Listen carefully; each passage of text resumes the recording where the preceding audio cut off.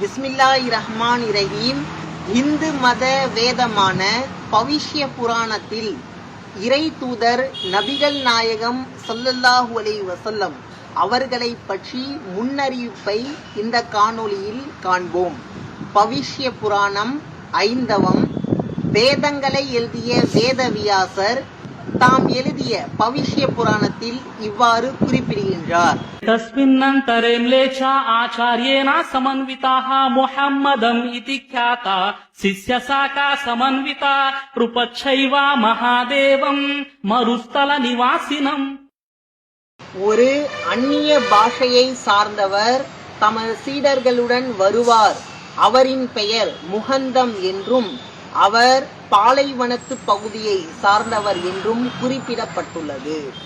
लिङ्गच्छेदी सिकाहीनः श्मश्रुधारी सदूषकः उच्छलापि सर्वभक्षी भविष्यति जनो मम विना कौलञ्चेशवस्तेषाम् भक्षामता मम मुसलैनैव संस्कारः कुशैरिव भविष्यति तस्मान् मुसलवन्तो हि जातयो धर्मदूषका इति पैसा च धर्मच्च भविष्यति मया कृताः.